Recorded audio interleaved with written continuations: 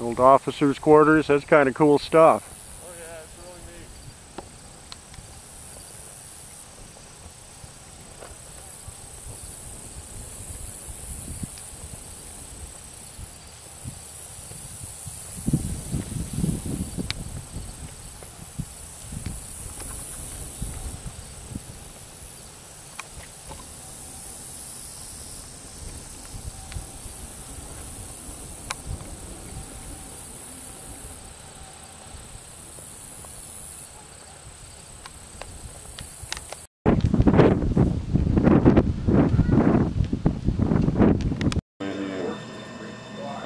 Battleground site.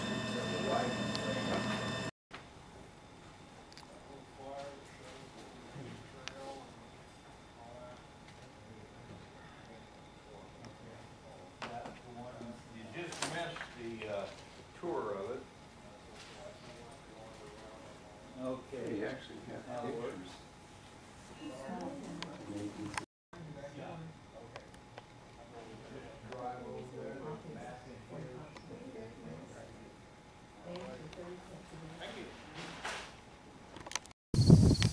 Blank round, right detail, load. Run.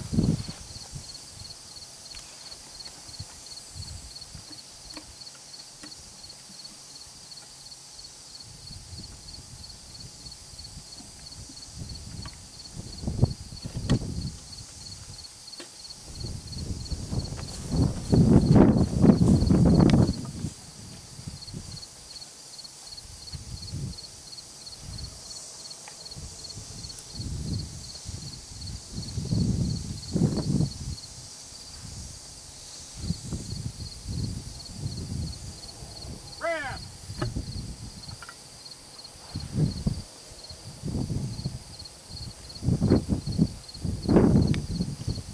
Ready.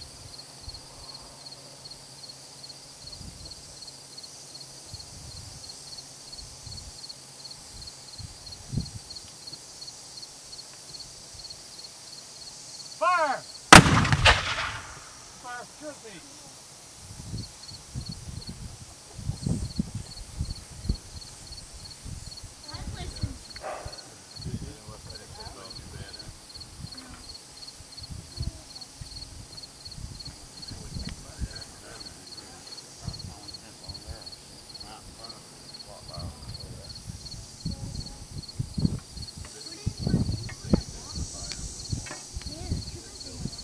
Front.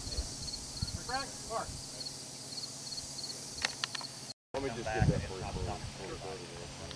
like to have that. I'm sure you're pretty proud of it. Issue in February. But anyway, yeah, they're required to fire one live round. Same guys, same number, same place.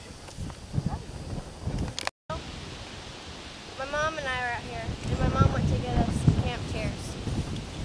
And we're just out here drawing stuff and writing stuff in the books. Well, fun. I see you got a lot of fun stuff out there. Is it all old? A lot of it is. That's pretty old. And some of it's... You're not drinking the wine, are you? That's water. Oh, well, good. Do you guys, have you done this long? 11 years. 11 years? You're not hardly that old. I'm 13. Oh. We started like a month before my second birthday. So tell me about this place a little bit. This is the old barracks? That is correct. This is the infantry barracks, and this would house roughly up to 70 soldiers at a time. Granted, there may not be these tables here in the wintertime. They would probably double up if during the wintertime because they'd be more likely to be in garrison at that time.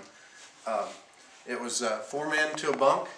They slept head to foot, and a lot of times, hopefully, when you're in garrison, hopefully your bunkmate that sleeps with you is out on the trail. So just in case, you know, he has stinky feet, which most people do. Well, most of these guys have to have had pretty bad ones. Feet all day like we are. So, and these are the actual names of the soldiers that were here in 1868 that are on the barracks or the bunks themselves, and their enlistment numbers, of course. So, and if you've seen the picture there in the visitors center of the guys standing outside the barracks, those are the soldiers that were here at that time. Company C of the 3rd U.S. Army, okay, or yeah, 3rd U.S. Army, which also, just to give you a little bit of history on the 3rd U.S., they were Zachary Taylor's personal guard during the Mexican War out of Leavenworth, okay, and today, or in 67, they were here, 68 they were here, and today they are the soldiers that guard the Tomb of the Unknown Soldiers in Washington, D.C. So it's quite an honor to be able to portray those gentlemen that were here in 1868. Absolutely. Yeah. Don't know, we better hustle over there pretty quick though.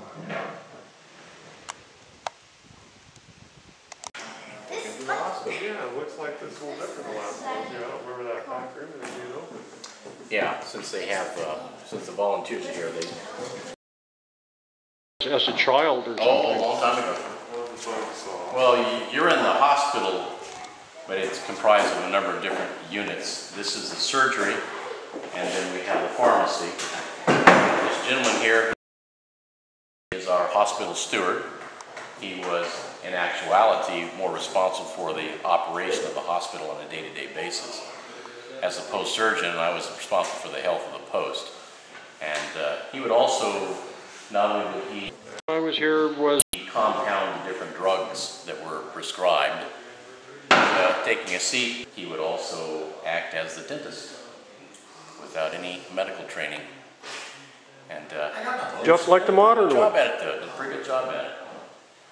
This is an original examination operating table from the 1800s, and we have replicas of the different, some of the different instruments that were utilized at the time.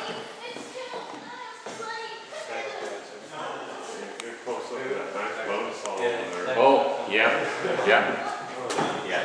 A couple of different types of bone saws. Obviously, the larger ones for the larger appendages and limbs, and then you've got some smaller ones for like fingers and toes.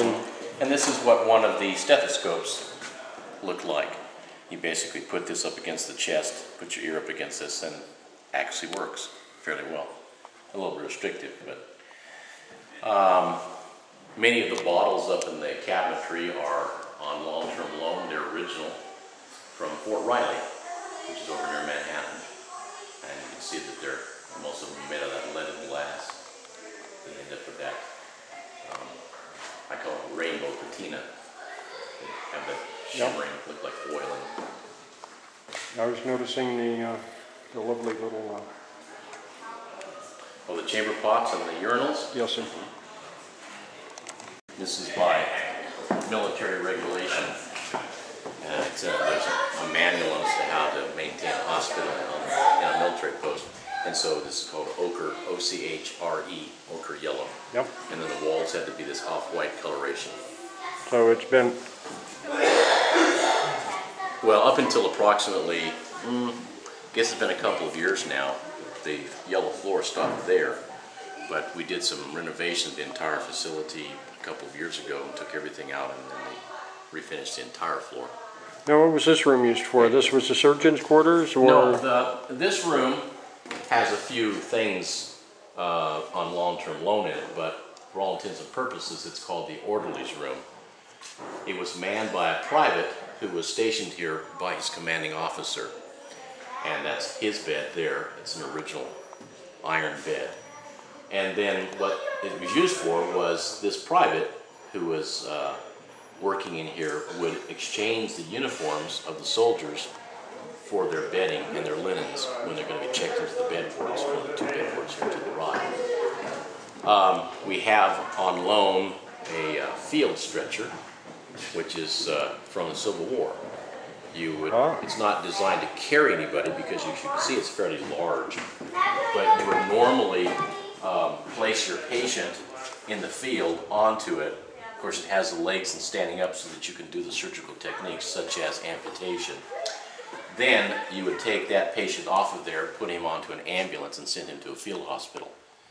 And then you could carry this to some other place where it was needed. functional. They're making lunch for us because this is what we, on weekends when we have a lot of volunteers, they make the actual use of things that are served here. Hello. Well, hello. And how are you doing? I'm doing quite well, and yourself? Not too bad, thank you. You folks are making food in the kitchen, are you? Yes. You want to come back in here, you can check out the wood stove that she's baking and cooking on. Oh, it smells good back here. We baked loaves of bread earlier that we're having for our lunch, and she's baked cookies. So you ladies do this on the weekends of the reenactments? We do it on big weekends here, Memorial Day and Labor Day. Our biggest weekends. What's your name, sir? Sam? And you're the bugler. Well, I'm not the official bugler here, but our official bugler's away for the weekend. And since I do play, I was asked to play best call. Fantastic.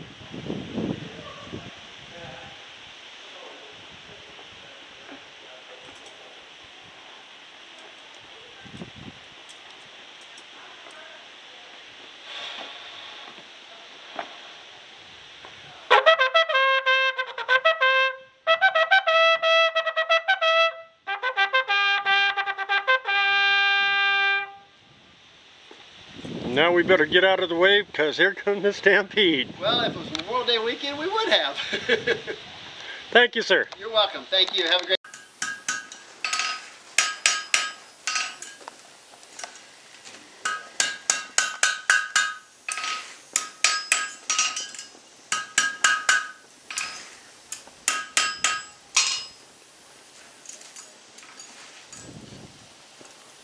How many hours a day did the average blacksmith spend in here? Oh, they put in anywhere from 12 to 18 hours. And now I'll try to work on the other end and match it as close as I can. The hard part's doing the first one, or the easy part's doing the first one. The hard part's making the other one look close to it.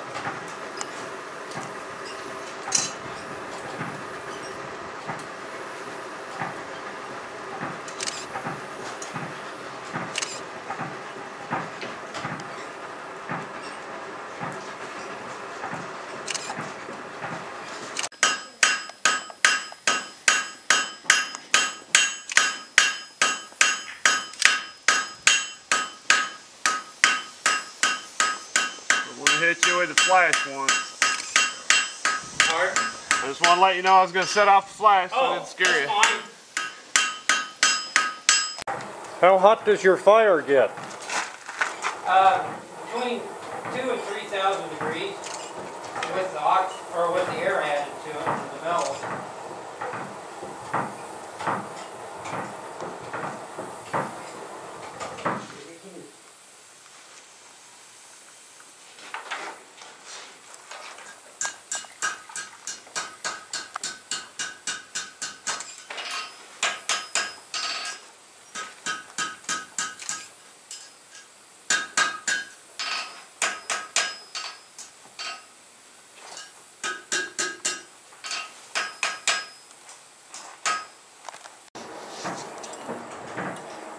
What got you into blacksmithing? Oh, my wife and I were doing the mountain man rendezvous and got to where I needed to do something just to earn a little extra gas money, so I took it up as a hobby. And I did it full time for about 13 years. And then the job opened up here. I've always enjoyed this time period, and when I was doing it as an occupation, people were more interested in if I could do a modern technique to bring the price down. You know, that was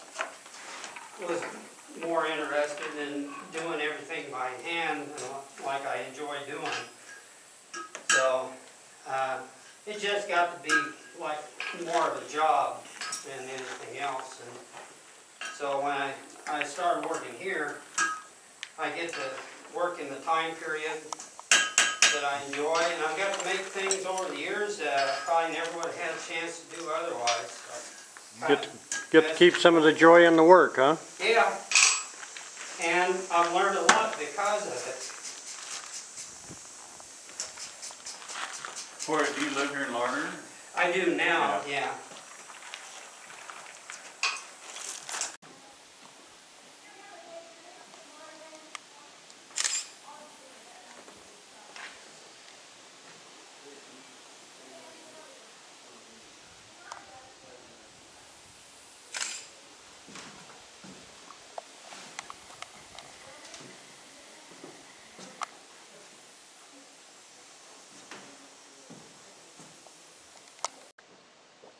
So now we're in the commissary. This is where they got all their goodies stored.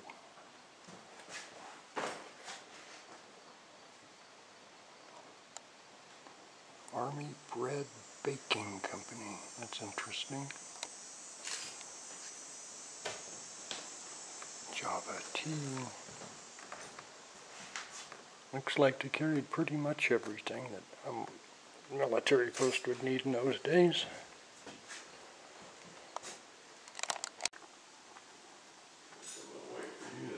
Armory here. Nice and cool in here. Look, 1800 rat food.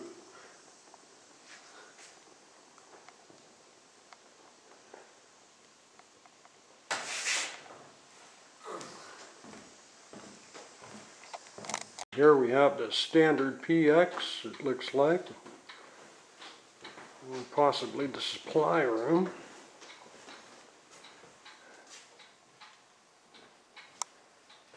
Back behind, we can see a little bit of the area that they have set up for their dinner this evening.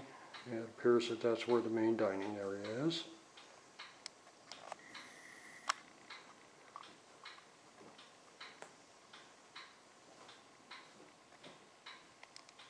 One has been sick. One does the best one can with what one has. Do you have any Yeah. Very good. Good day to you, young lady. How are you today? It's very nice to see you. This was our living room. We always had a great big Christmas tree. This wall was Christmas tree. Sometimes you can take two trees in time together to do that, and this is the way that. Yes. Are you ladies certain that those dresses are comfortable for this type of time of year? Or? Most certainly, sir. You see, we carry our own weather with us. And I'm sure that we're more comfortable than you. I would not be too surprised. The Arabs use that very same technique. So.